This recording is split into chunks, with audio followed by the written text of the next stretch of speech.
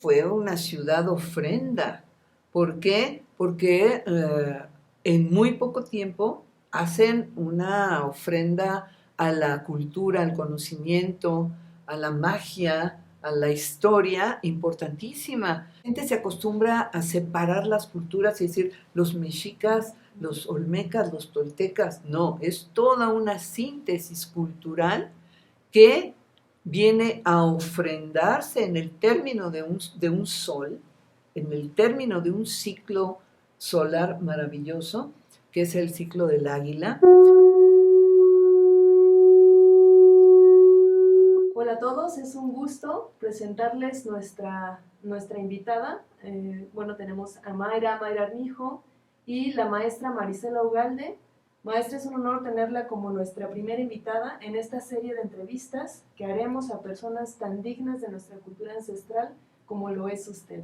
Muchas gracias, qué honor. Gracias. Y con este tema tan importante que es la otra versión de la conquista, ¿no? De nuestra historia. De nuestra historia, claro. Sí. Muy bien, pues saludos a todos. Vamos a empezar con esta entrevista. Pues la maestra Marisela Ugalde es la fundadora de la Asociación Mexicana de Artes Marciales Prehispánicas, Xilam-Acé.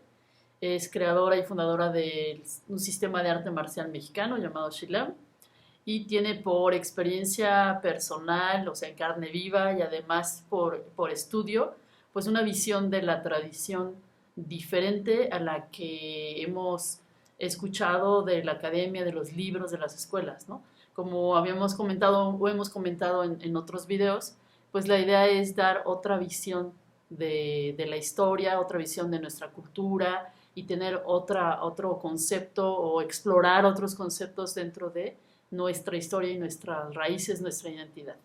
Y pues gracias por este momento. Gracias. Y pues hablemos de la visión de la conquista desde el punto de vista de la tradición, desde la tradición oral, desde la vivencia, cómo se vivió.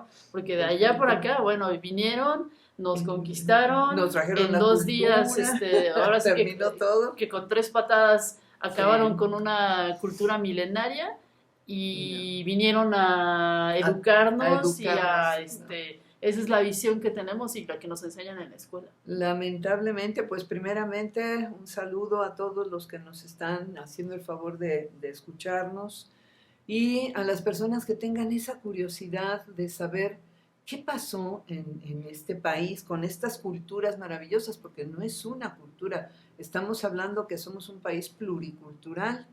Pero primero, pues, ¿de dónde surge esta visión o tu punto de vista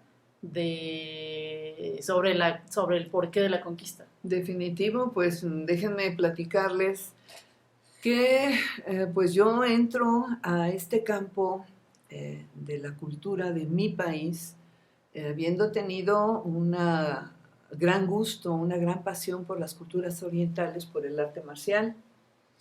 Y obviamente empiezas a ver las filosofías que hay alrededor del mundo, la griega, la oriental, la de la India. Y pues la mayoría de los mexicanos, nuestra cultura originaria no la conocemos. Y pues por el arte marcial, por el rescate de las formas de pelea de México, llego con el capitán general de la danza, don Andrés Segura Granados. De una manera, bueno, ya en otra ocasión les platicaré, porque fue un choque energético y un choque de tú a tú muy fuerte, porque un gran amigo tuvo a bien presentarme como la líder guerrera al verdadero capitán general de la danza mexica y al que recibió toda la información de boca a oído ancestral. ¿Por qué? Porque los grupos de tradición siempre habían escogido a una persona a cual vaciar ese conocimiento para que fuera transmitido de boca a oído. No es un conocimiento que se haya dado de manera general. Y bueno, pues todo inició por mi tonal, porque me invitó a Chalma, me hizo una serie de pruebas muy difíciles hacia la humildad, hacia la resistencia, hacia el respeto, que yo tenía ganas de regresarme de Chalma. En alguna ocasión podremos platicar mi encuentro con el capitán general en Chalma. Pues bien, después de esa resistencia, me cita en su casa, empezamos a hablar del proyecto del arte marcial mexicano y él se queda así como, ¿de qué se trata esto? Y lo primero que hace es me da una servilleta, pues estábamos en un café, me dice, apúntame tu fecha de nacimiento, año, mes, día, hora, lugar. Y yo te llamo, ponme un teléfono. Pues bien, yo pensé, no, ya no me va a hablar, ¿no? Ya fue demasiado, muchas cosas platicamos. ¿Y cuál va a ser mi sorpresa?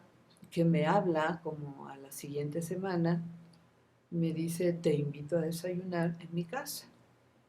Y ahí en su casa me da mi tonal. Mi tonal es Jaguar 13 Muerte. Y él me comenta que Haciendo un poquito preámbulo, maestra, nada Sí. más para los que no han visto nuestros otros capítulos o nuestras otras introducciones a la cosmovisión, el tonal es energía que se da en por el su momento fecha del nacimiento, exactamente. Okay. La naturaleza te da tu energía según la fecha, la hora, el lugar en donde naces y tienes una simbología que te caracteriza tu presente, tu pasado y tu futuro, porque Claro. vamos a ver que nuestra cultura es multidimensional, ¿no? No es plana como la conocemos, ¿no? Y nos vamos a después extender un poquito más en ese tema, vamos a ahondar después con todo lo que es el tonal. Es definitivo, que es el mapa de vida de cada persona. Así es. Y pues en base al tonal, que soy Jaguar 13 Muerte, parecería muy especial, ¿no? Que te dicen, pues estábamos esperando porque acabamos de cambiar de ciclo. Y yo fue así de, ¿what? Sí, porque además yo venía de Estados Unidos así muy totalmente diferente, totalmente con otra mentalidad al respecto, ¿verdad? Y empezamos a reunirnos todos los miércoles en una cafetería, porque me dijo, aquí en mi casa vienen a buscarme, porque era sanador, era curandero. Entonces me decía, mejor vamos a otro lugar. Y ese otro lugar, que era una cafetería, nos veíamos a las 8 de la mañana y había veces que eran las 3:30 de la tarde, yo salía corriendo porque se nos iba el tiempo en un instante. En ese instante, cada 8 días, me platicó cosas que yo en ese tiempo decía, jefe, no entiendo. Me decía, mamita, no te preocupes, abre tus oídos, pero más abre tu corazón, porque la información la traes en el corazón. Ahora, después de años, esas palabras resuenan en mi corazón, en mi cabeza, y es la verdadera historia de por qué nuestros abuelos, conocedores de los tiempos, ya estaban esperando que vinieran de fuera hombres que iban a traer otras culturas, otras sangres, otras formas, y se iba a hacer en México el crisol de sangres de la nueva humanidad. Muchas personas que no conozcan esta historia, que no conozcan más que la historia escrita por los que llegaron hace 500 años, pues dirán, ay, ¿cómo es posible si eran tribus de salvajes, ¿no? Sí, actualmente ya tenemos astronómicamente, ¿verdad? Ya tenemos programas astronómicos para ver cómo estaban los astros y cómo ellos conocían en dónde poner sus edificaciones, hacia qué rumbo, cuánto tiempo, nos están dando una fecha que es de risa. Sí, no, y además, pues lo que es muy claro es que, como hemos también platicado, pues, las personas de tradición continuaron esa tradición, continuaron con esa información, o sea, de alguna manera es o la razón por la cual el jefe Andrés abre esta información, pues porque de entrada el símbolo del jaguar es un signo sacerdotal. Exacto. Es un signo en el que quienes nacían ahí se dedicaban a la guerra, al sacerdocio, sí. y eran guardianes de la estrategia o de la tradición de la guerra, ¿no? Sí. Entonces, de ahí es de donde también se sigue, o podemos ver que se sigue continuando y conservando esa información, sí. Y por lo cual se te abre la tradición, ¿no? Sí, definitivamente. Y se te dan información y secretos, claro, que tienen que ver con el por qué sucedió la conquista o para qué. ¿Para qué? No, y definitivamente el jaguar es Tezcatlipoca, es la memoria del universo mismo, que la traemos impresa en nuestra genética, en nuestro ADN.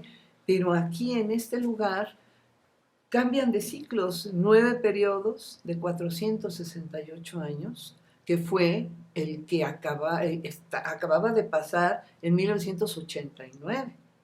¿Cuál fue el anuncio de ese cambio? El terremoto del 85, que fue el que anunció que todo se tenía que mover. Fue cuando empezaron a salir las danzas, las velaciones más a la luz, ¿sí? Y tuvieron que pasar 4 cargadores, 4 años, porque en 89 empezaba apenas a darse el nuevo ciclo del águila. Cuando llegan los hombres extranjeros a este territorio, ya los esperaban. Primeramente, porque ya había llegado Cristóbal Colón a tierras muy cercanas, a las Antillas, y eran grandes navegantes y tenían muchísima comunicación. No era sorpresa, no, ellos ya sabían las barbaridades que habían hecho en las Antillas, cómo los habían matado, cómo se habían mutilado, cómo habían acabado con nuestros hermanos, porque realmente eran de los mismos. Y ese dato es súper interesante porque nos han dicho como que Ya, esperaban a los dioses y que No. esperaban como muy profético, lo cual pues, o sea, sí, ellos tenían artes de adivinación. Sin embargo, este dato es importantísimo porque nos habla de la organización y el alcance de la organización de un imperio, ¿no? Que Exactamente. tiene una información. Tiene información, ¿no?, directa, claro que sí. Y que ya sabían lo que estaba sucediendo. Y ya sabían las barbaridades que estaban haciendo y cómo se lo estaban llevando como esclavos y cómo estaban terminando con lugares sagrados, porque además desde ahí, desde las Antillas, ellos tenían una visión de la tierra. Si nosotros vemos terremotos, ese tipo de cosas, ellos están perfectamente bien monitoreando lo que estaba en esos lugares. Además, yo pienso que sería un poco también de reflexión decir, bueno, en esa época, ¿cómo habrían llegado estas personas, estos navegantes, para ese tiempo, haber navegado durante meses? ¿Cómo habrían llegado sucios, enfermos, hambrientos? No, terrible, sí. Yo creo que esa no era una impresión para nadie. Claro. Que dijeran, oh, wow, vienen unos salvadores, o viene gente, dioses, o sea, ¿cómo? No. O sea, me imagino que su apariencia era más de gente como indigente, sin ofender a nadie, definitivamente, que de cualquier otra cosa, ¿no? Sí, Digo, por la época, por los tiempos, por cómo se vivían esas navegaciones. Exacto. No me imagino otra cosa diferente. Claro, no, y vamos a ver el trayecto, ¿no? Porque el primer trayecto viene a todo lo que es las Antillas. Ahí se establecen, ¿verdad? Y después viene el brinco a nuestro territorio, ¿sí? Entonces ya hay una cadena de mensajes, de conocimiento de cómo eran los hombres que estaban por llegar y cómo arrasaron con los hermanos que estaban en ese territorio. Entonces nuestros abuelos lo que hacen, si vemos la historia, si la analizamos, se habla que les llevaron a 12 mujeres, 15 mujeres, entre ellas la Malinche, eran 20 mujeres. ¿Por qué eran 20 mujeres? Porque eran una de cada uno de los 20 símbolos de nuestro tonal. ¿Para qué? Para preservar la información que cada uno de esos símbolos iba a dejar a la posteridad. Entonces llegan, los estaban esperando, nada de que, ay, la sorpresa, llega Quetzalcóatl, no, por favor. Y le brindan esas 20 mujeres, no porque sean para esclavizarlas, simplemente es para preservar una estirpe, un conocimiento en esa mezcla de sangres. Porque sabemos que la mujer es la que transmite la genética, ¿sí? Y ellos lo sabían perfectamente bien. Se hicieron una manipulación genética para el maíz y para otro tipo de cultivos y plantas, caramba, conocían a la perfección la genética del ser humano. Estamos hablando que tenían un conocimiento quizás de... miles de años. De miles de años. Definitivamente. Y que sabían que venía un término de un ciclo, ¿no? Definitivamente, tenían perfectamente bien manejados los tiempos de los 13 periodos de 52 años que se estaban terminando. Por eso Cuauhtémoc, el águila que desciende como el sol por el poniente, es el último de los tlatoanis, porque es el encargado de dar la noticia, toda esa resistencia que hubo, toda esa apertura de vengan, aquí está el palacio, les dieron de comer. Otra cosa que es muy interesante, Tlaxcala. ¿Por qué siempre al tlaxcalteca lo han visto como los traidores y los que estuvieron? Por Dios, si fue Tlacael el que fue a pactar a Tlaxcala para hacer guerras floridas, ¿por qué? Porque tenían los guerreros que encontrar un término que a mí me encanta, el término de estoicismo. ¿Sí? Una persona que va a la guerra es una persona que va a dar su vida para que los demás tengan seguridad y vida. Entonces, ese concepto de ir armando a los jóvenes, ir programando que van a luchar con los otros. Entonces vemos claramente una estrategia, vemos claramente personajes claves, o sea, y cada uno es un tema profundo, ¿no? De conversación. O sea, tenemos a la Malinche, que su nombre es de Malinche, hierba, que era una sacerdotisa, que tiene una iniciada espiritual, que la hierba representa la sanación, representa el enlace, representa como el amarrar y el sanar cosas. Está Tlacael, el que fue realmente el personaje que se encarga de fundar el imperio mexica como tal, darle esa consolidación, es también importantísimo. Se le considera como representante de Quetzalcóatl, o de este conocimiento, porque tampoco es como un personaje, sino es un conocimiento. Está también, pues, Tlaxcala, ¿no? Que igual sí siempre se les ha identificado como traidores, pero si vamos a revisar la historia desde el abuelo, ¿quién fue? El Xicoténcatl, el viejo. El viejo. Ajá. Fue el que desde ahí se empezó a trenzar una alianza con los mexicas o en espera el momento preciso, ¿no? Que era un momento cósmico que también conocían. Y esto viene desde mucho antes. ¿Por qué? Porque si vemos la tira de la peregrinación, vienen caminando, vienen recolectando, recuperando conocimientos muy antiguos, para poder hacer una síntesis. Y vemos que Tenochtitlan fue una ciudad ofrenda. ¿Por qué? Porque en muy poco tiempo hacen una ofrenda a la cultura, al conocimiento, a la magia, a la historia, importantísima. Construir un templo mayor en tan poco tiempo, ¿sí? Y sobre todo nuestras piedras sagradas. Ahí está guardado el conocimiento original de todas estas culturas, porque la gente se acostumbra a separar las culturas y decir los mexicas, los olmecas, los toltecas. No, es toda una síntesis cultural que viene a ofrendarse en el término de un sol, en el término de un ciclo solar maravilloso, que es el ciclo del águila, y las coincidencias de que todos los tlatoanis en su nombre llevan la función que iban a tener en la historia. Y es algo que no se ha analizado, los nombres de los tlatoanis, ¿verdad? Motecuzoma Ilhuicamina es el flechador del cielo, y lo ponen con un arco y una flecha. Momento, era astrónomo, ¿no? Entonces él sabía que ya venía la fecha, se aceleran muchísimas cosas. Tlacael es una función maravillosa, ¿sí?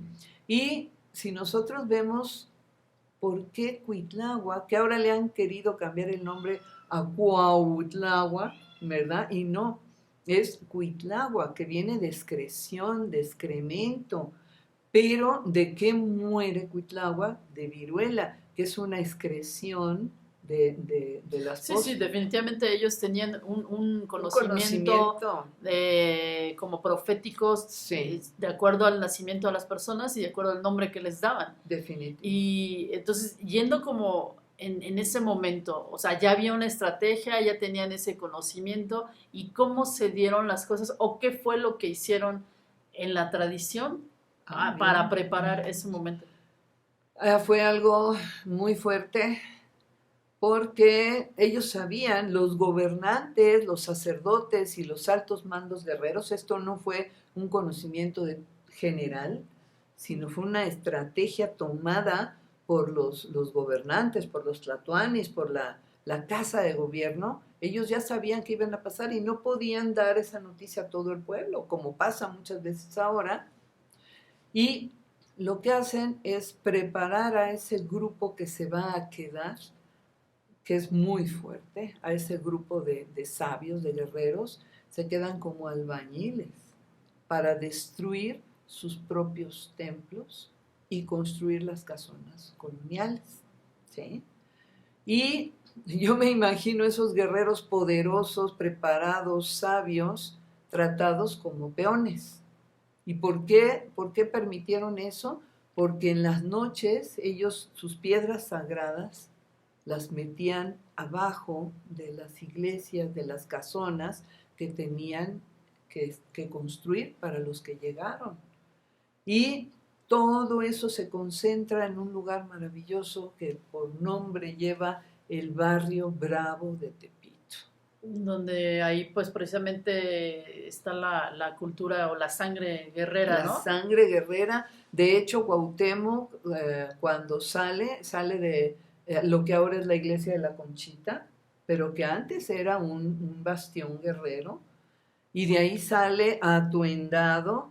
La historia dice que toma un cuchillo y mátame. No, no, no, el Señor entrega armas porque sabía lo que se venía de obscuridad, y es cuando da la consigna: nuestro venerable sol se ha ocultado y en total obscuridad nos deja.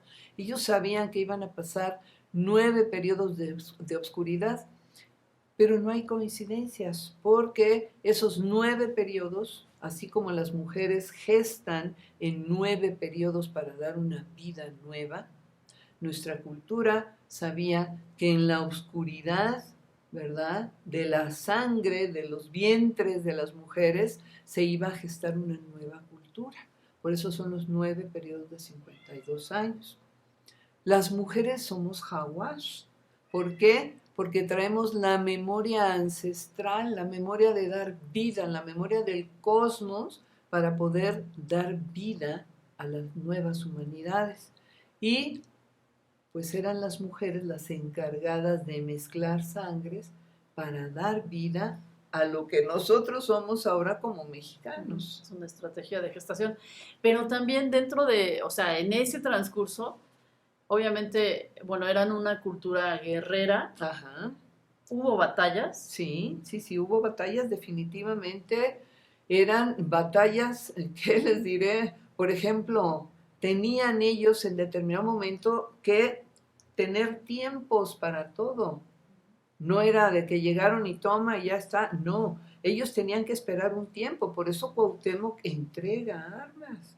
Por eso se hace la matanza de Tosca, ¿sí? Porque ellos estaban recuperando ese tiempo, esas formas, para poder en determinado momento, en el tiempo cósmico, poder hacer la entrega de Tenochtitlan. ¿Cuál fue el primer, digamos, encuentro bélico o de agresión, o cómo fue, en qué momento fue? Por ejemplo, en todo lo que fue Cholula, la matanza de Cholula fue... ¿Fue antes de Tosca o qué fue antes? ¿Cholula o fue antes de Tosca. Cholula. Sí, Cholula, para ir entrando, porque desde... van entrando de todo lo que era la costa de Veracruz, van entrando, atraviesan los volcanes, entran a esos territorios, ¿sí? Y definitivamente lo que están haciendo supuestamente era que mandaban gente para decirles: no entren a Tenochtitlan, aquí hay oro.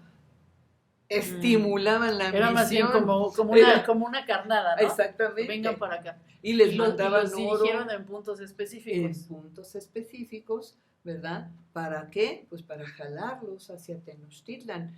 En algún momento hubo una plática muy interesante en la cual mi jefe comentó que Tenochtitlan era como el óvulo, ajá, y los hombres que llegaron eran como los espermas, que tenían que atravesar un canal para llegar a fertilizar en ese lugar y que se diera lo que ahora es la Ciudad de No, México. y justo es lo que de pronto en el momento en que estabas hablando me vino a la mente, porque sí hubo ciertas batallas en ciertos momentos, porque tenía que haber una lucha, aunque estaba ya sabido que iba a haber como una gestación, pero tenía que haber como esa lucha o ese movimiento, esa guerra, energía quizás que se mueve para dar vida a algo. No, y otra cosa que es muy interesante, ¿no? Que los guerreros mismos sabían que ellos tenían que pararlos y después llegaban a ofrecerles para decirles váyanse y volvían a dar avanzada. O sea, fue una estrategia de punto atrás, ¿verdad? Sí, de ver los tiempos o los lugares en específico en donde sucedieron las cosas. Exactamente, sí. ¿No habrá habido algún momento en el que un grupo de guerreros o de algún líder que quisiera resistirse a este cambio? Sí, cómo no, o sea, claro que que sí. Yo no me voy a entregar, somos una gran cultura y no pienso entregarme a esta gente que de alguna manera se mostraba pues tan inculta, ¿no? Al no respetar una civilización que es ajena a la tuya, no respetar una casa ajena, creo que eso demostraban que había mucha falta de claro, de ¿no? Y además otra cosa, por ejemplo, hay personajes que son poco conocidos en nuestra historia, como Xilacatzin, ¿sí? Xilacatzin pasa la historia como un guerrero que los españoles le tenían pavor. Él traía un caracol en su decollar, traía un caracol, y él se disfrazaba de diferentes formas. ¿Él podría ser uno de estos personajes que mostrara resistencia y que dijera no hay que entregarnos a definitivamente, ellos? Él hizo gran resistencia porque era tan fuerte que él mismo formó su gente y él mismo entraba, y decían que cuando veían el caracol es porque ya estaban muertos, ¿no?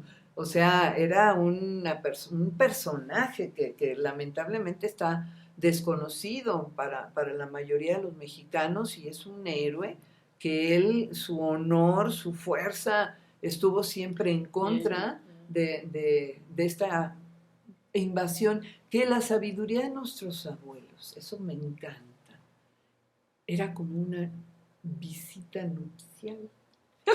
Yo cuando eso lo oí así de que visita nupcial, y sí es cierto, ¿cuántas mujeres se casaron vírgenes, verdad? Y su primera noche de bodas fue terrible, o sea, fue invasión, fue violación. Entonces, todo ese camino, todo ese preparar para llegar a esa entrega, a esa batalla, a esa resistencia, porque además fue una resistencia heroica en donde les quitaron comida, les quitaron agua, ¿verdad? De hecho, para la época, la palabra conquista tiene un significado en el diccionario de la Real Academia de la Lengua, que conquista es el que llega y toma lo que no es suyo. Definitivamente. El que llega, roba y por medios de violencia, o sea, nosotros lo hemos romantizado la palabra conquista, pero de romántico no tiene nada. Absolutamente nada. Entonces, incluso es correcto decir conquista por el verdadero significado que tiene, porque esa era la conquista, el llego y tomo lo que a mí me place si puedo, ¿no? O sea, si soy más fuerte, si puedo dominar, si puedo controlar. Por eso las mujeres, o por eso en España era eso una conquista, ¿no? Robaban a la mujer, se la llevaban, la raptaban, se casaban con ella. Tenían hijos Y decían, el hombre me conquistó. O sea, no porque haya sido una consensado, ¿no? Sino que me agarró y se llevó, ¿no? Me regaló el rapto, ¿no? Chocolate, y dedicó poemas, nada de eso. O sea, romantizado. No, y además en este tipo de episodios se rompen muchísimas cosas que por ejemplo, ellos pasan y había gente que moría de hambre, y no hubo canibalismo.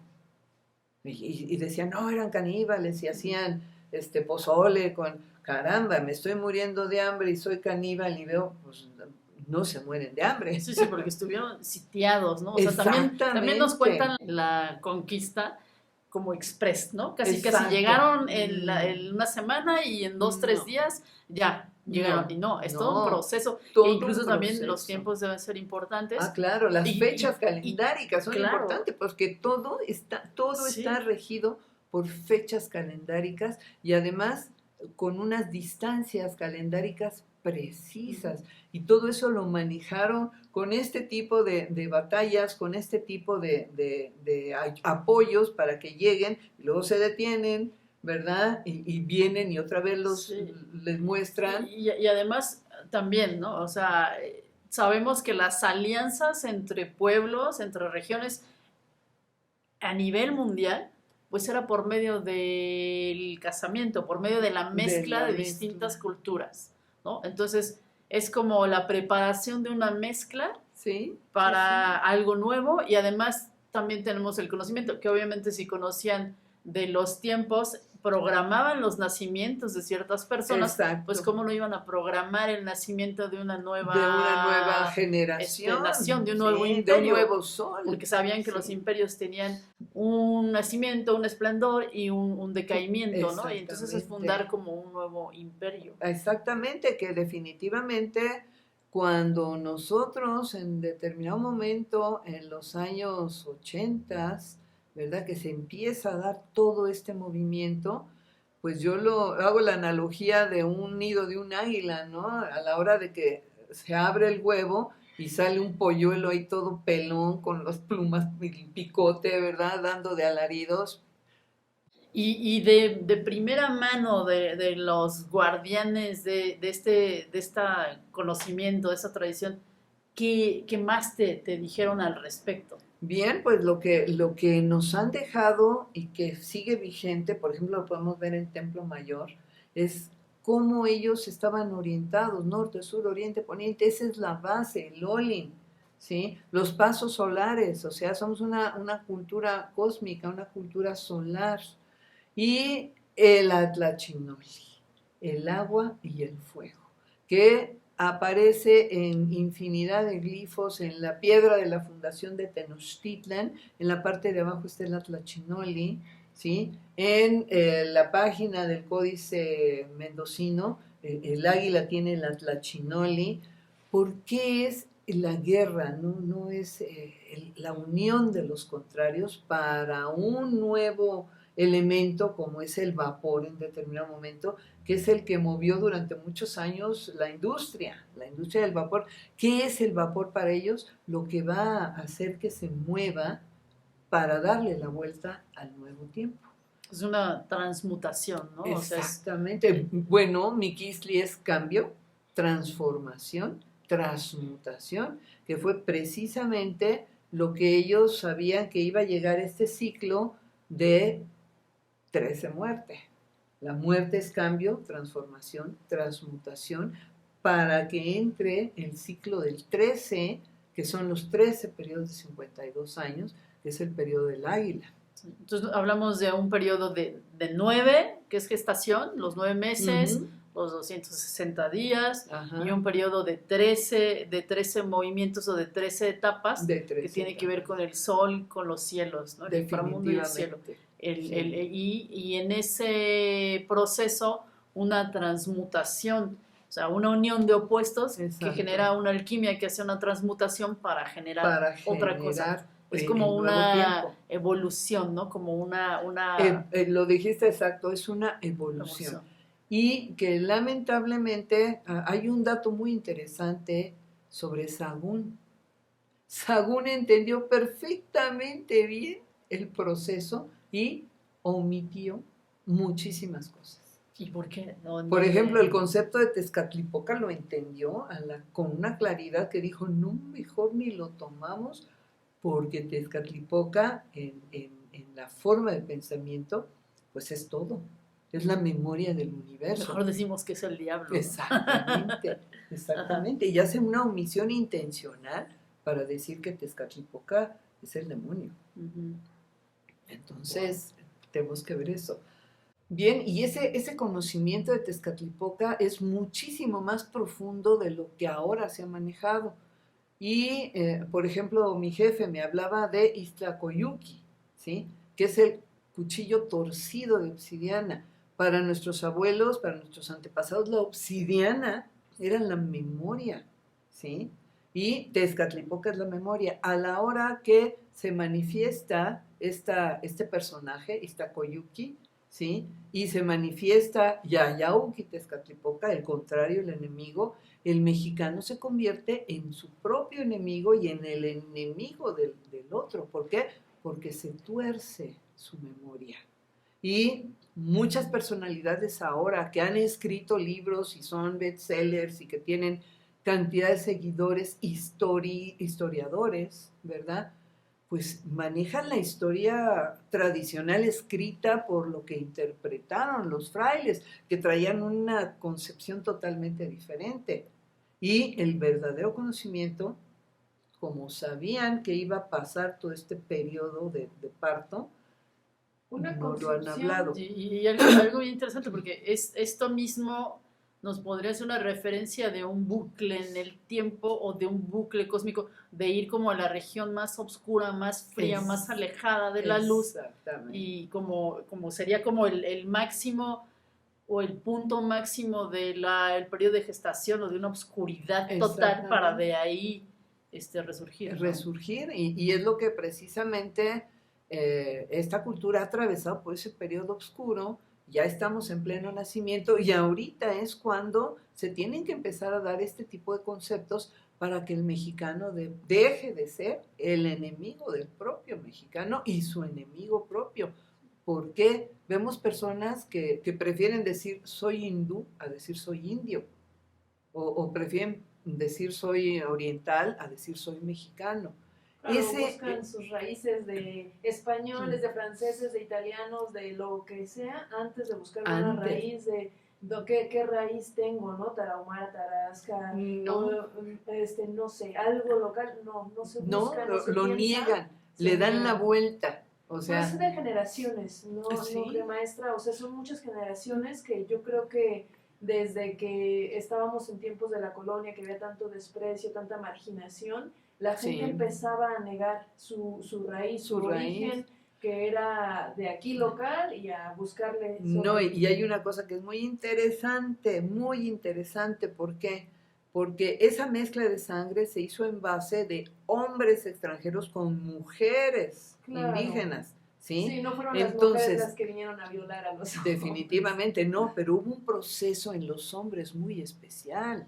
¿Por qué? Imagínate aquel hombre tener que aguantar, tener estoicamente que aguantar sus emociones, su furia, su coraje, su sentimiento, ¿verdad? Y ver que su hija, su hermana, su esposa era violada por hombres blancos y estaban teniendo hijos que hasta la fecha vemos, ¿no? Que, ay, qué chulo, mira, está güerito, o tiene sus ojitos claritos, qué bonito.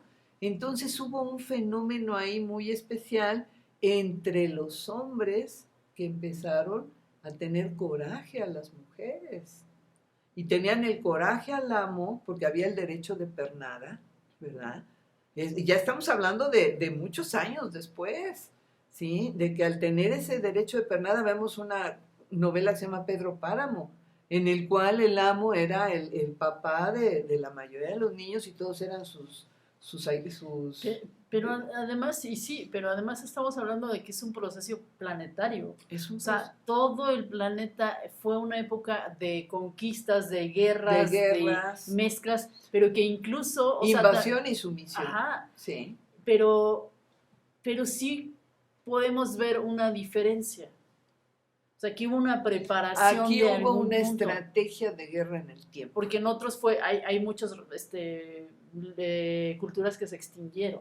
Sí, y nuestra, para mí es importantísimo como artista marcial entender este proceso, porque entre tantas guerras alrededor del mundo, nuestra guerra fue una guerra en el tiempo, fue una guerra programada, y apenas ahorita de esa estrategia de sumisión, de esa estrategia de negación, ese pedernal torcido, ese conocimiento torcido, esa memoria torcida y fría y ciega, es lo que estamos pasando ahorita, la negación al origen.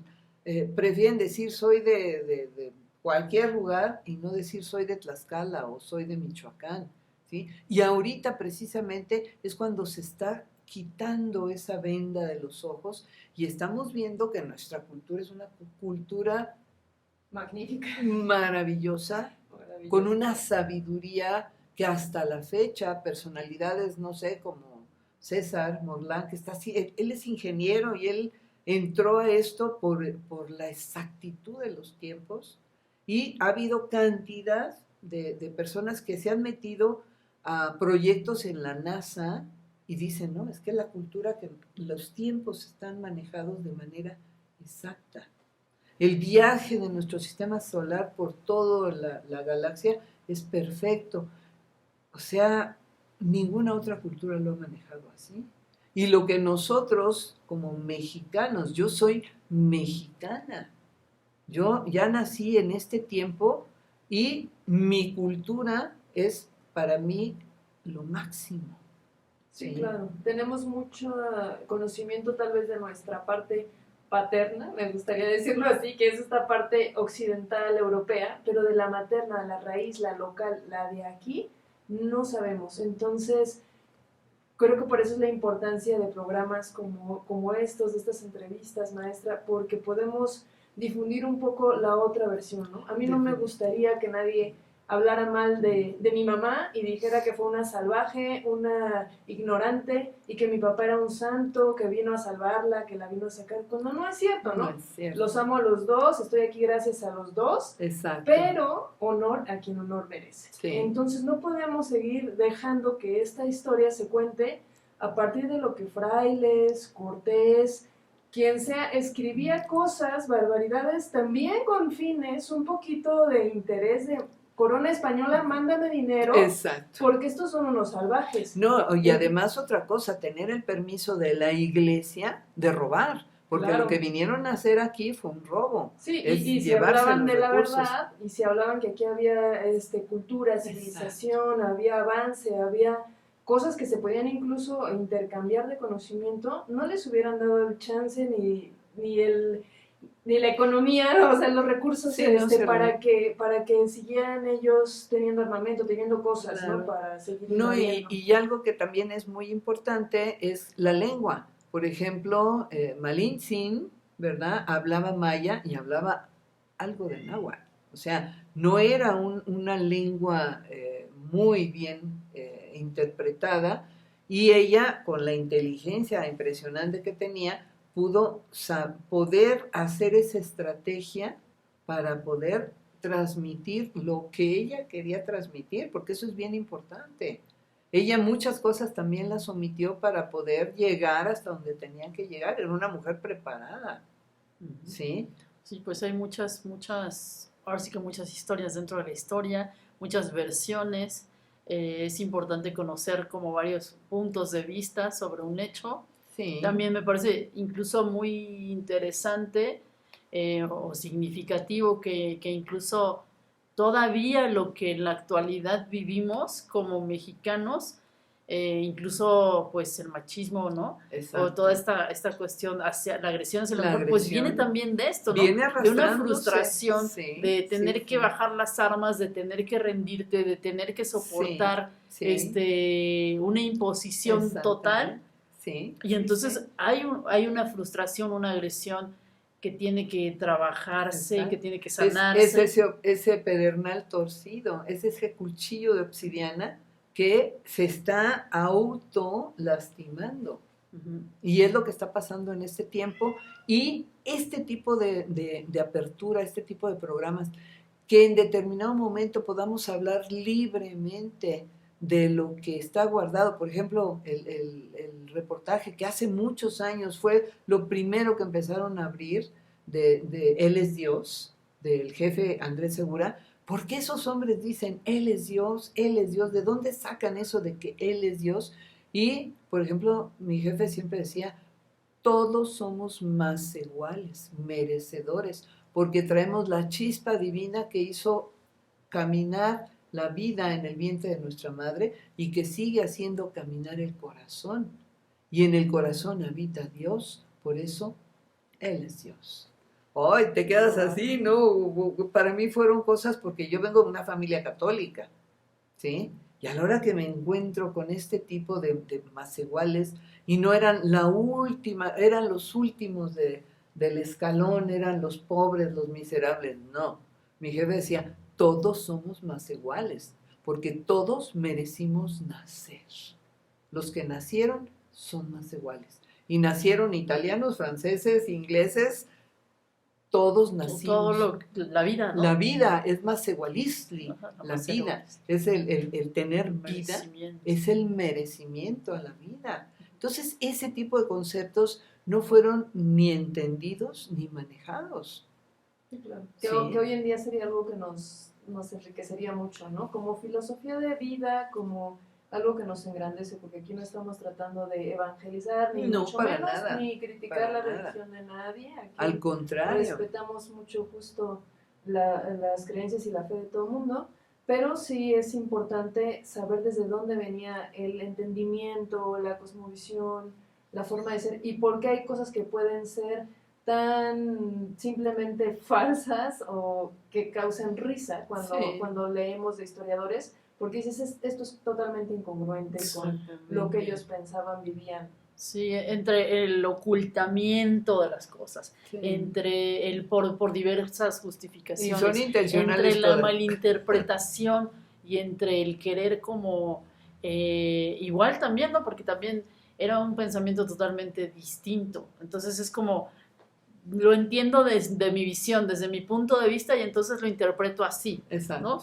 Pero pues ese es la finalidad de todos estos programas, ¿no? Claro. Es como tratar de abrir un poco la visión, el entendimiento, tratar de darles otra interpretación de las cosas, Sí, porque y tampoco así como decía Andrea, no es como evangelizar o ni siquiera que era una cuestión de fe o de religión, más bien es darnos cuenta que eran un pueblo que tenía un conocimiento o filosofía de vida muy profunda, un entendimiento de la vida muy profundo y que era universal.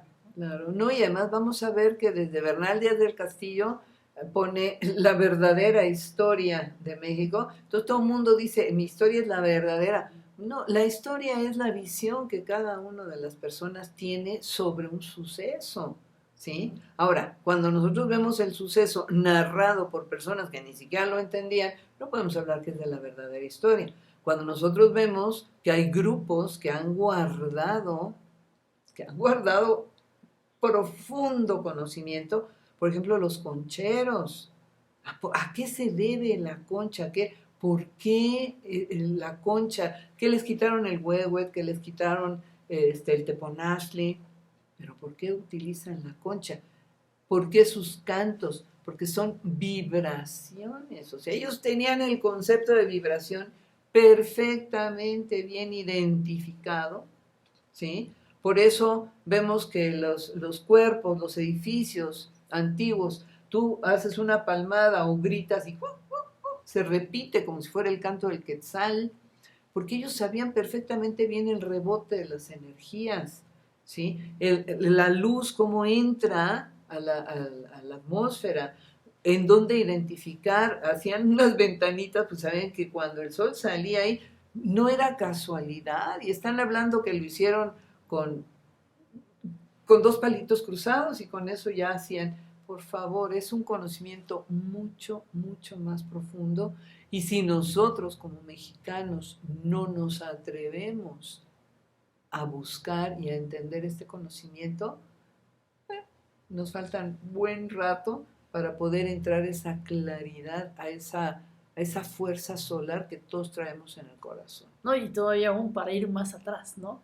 Porque incluso vamos a llegar a otras visiones, otros pensamientos, porque de dónde viene, ¿no? Desde dónde viene toda esa información, ese conocimiento, del cual ellos fueron como los últimos en resguardar, dentro de, por lo menos en esta región, de resguardar esa sabiduría. Esa sabiduría que tiene miles y miles y miles de años y miles de generaciones, ¿sí? Entonces, yo sé que a muchas personas se les va a costar mucho trabajo entender este tipo de pláticas, Habrá muchos historiadores que digan, qué barbaridad, bueno, me han dicho loca 1000 veces, ¿verdad? Está loca esa mujer que está hablando. No, estoy hablando de un conocimiento sagrado, oculto, de ritos sagrados, ocultos, ¿sí? En determinado momento a mí me sometieron a ritos con púa de maguey, ¿sí? A ritos con bolas de madera para alinearme la columna, o sea, y lo acepté como merecedora. Lo acepté porque quería conocer mi cultura y en determinado momento un ayuno de 40 días. No es fácil hacerlo, pero cuando comprometes tu vida ante un sacerdote como el capitán general Andrés Segura, dijo, hija, ¿estás segura? Dije, sí, adelante. Y esas son cosas que solamente se viven, se sienten, se aprecian estando a un lado de una persona que transmite esa energía, esa fuerza, y que cada uno de nosotros somos merecedores a conocerla y a manejarla. ¿Sí? Estamos hablando de conocer Chikun y de conocer culturas ancestrales de otros lugares y no conocemos la nuestra.